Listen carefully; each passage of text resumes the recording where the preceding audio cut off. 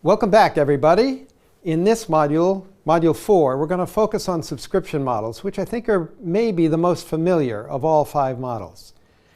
After all, we all subscribe to all sorts of things, right? We subscribe to goods, we subscribe to services. Services like Netflix, cable TV, various kinds of periodicals that still arrive on a lot of people's doorsteps or in their digital inboxes. There are organic veggies or healthy snacks, goods like those that are delivered each week too on a subscription basis.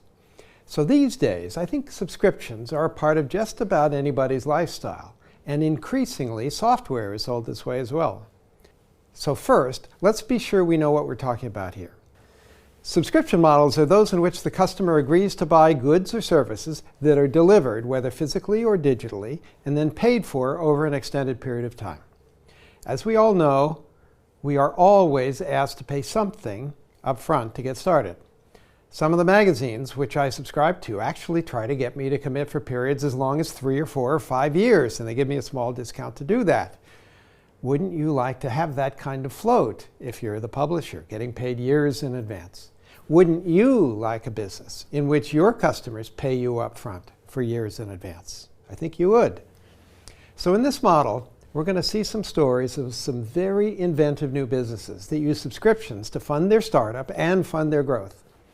We'll also see some more traditional businesses that have long worked like that.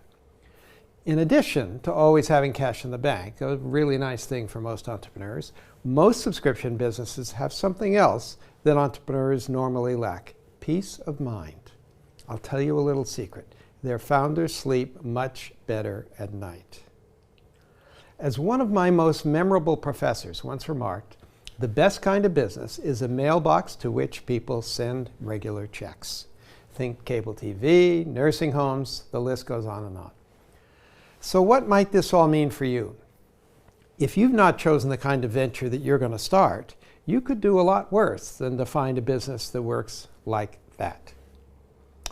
So let's pause here now for a few seconds and see how many kinds of businesses you can think up that work just that way.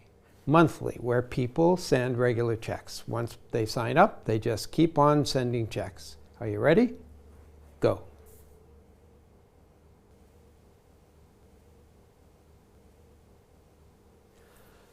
Okay, what have you got? Newsletters, right? Publications of all kinds, magazines, newspapers, all kinds of publications. Utilities of all kinds, whether it's electricity or water or cable television. Your mortgage, your rent, your Birchbox subscription, and so on. Before we look ahead to what you're going to get in Module 4, I want to first give you a little quiz. It's a quiz about the economic principles that underlie most subscription models, and indeed underlie many other e-commerce models as well. So which of these economic elements do you think is the most important to a subscription model startup? CAC, that is, cost to acquire a customer, or average consumer purchase, the amount the customer pays on average each time they pay, or the profit contribution margin on each purchase, or the customer churn rate, the rate at which they go away when they don't repeat purchase, or the lifetime value of a customer, or the payback on CAC. So what I'd like you to do is rank these factors in importance, in order of importance, from number 1, the most important, to number 6, the least important. Okay? Go.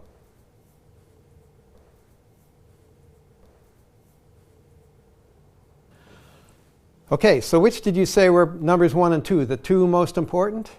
Actually, I played a trick on you. I asked you a question for which there isn't a real answer. The real answer is that these elements have to work together in a holistic pattern that makes the overall return on CAC work. In fact, the same thing holds true, the very same elements, for lots of e-commerce models that are not subscription models. So what you want is the following. You want a low enough CAC so that what you make on the average purchase and the margin on that purchase pays very quickly for the cost to have acquired that customer in the first place. Of course, if CAC is too high, it may take so long to repay the CAC investment that it's not worth acquiring the customer in the first place. If churn is too high, that is, people don't come back, the same thing is true, of course. In addition, if profit contributions are too low on what gets bought, then it may take too long to pay back the investment, and so on.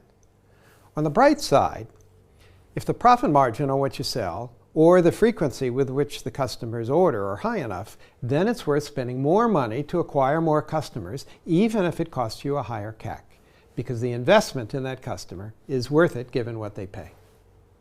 So do you see how it works? In essence, subscription models are a simple game of mathematics. If the mathematics work, you've got a business. If they don't, you're dead. The good news is that when you build a subscription business online, as many have, all of this is easily measurable. So you know exactly where you stand, and you know it very quickly. So let's look ahead to what we're going to do in Module 4. First, I'll tell you the fascinating story of Naked Wines, a customer-funded winemaker that solves two really big problems for today's winemakers. Then I'm going to tell you a couple failure stories, because in recent years, the allure of subscription models, which is sort of clear to see here, has led lots of entrepreneurs to do what I think are pretty nutty things. I would prefer that you not follow in their footsteps.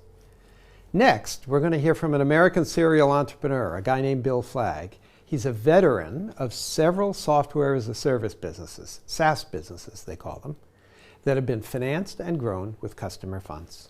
Bill's going to tell us how he made it work and the lessons he's learned about getting SaaS businesses underway. Finally, we're going to hear from one of Europe's most insightful young venture capital investors, Hussein Kanji, who has been a keen observer of what's happening in the subscription and the SaaS world from the investor side of the table. I think you'll enjoy his perspectives. After all these interviews, we'll then explore why we've seen so many failures in the subscription arena, what you can do about it so that that does not happen to you. I will also suggest a few optional things you might want to read. And then finally, as always, I'll give you an assignment to move you further along the customer-funded path. So are you ready to rock and roll? I'll see you shortly for the Naked Wines story.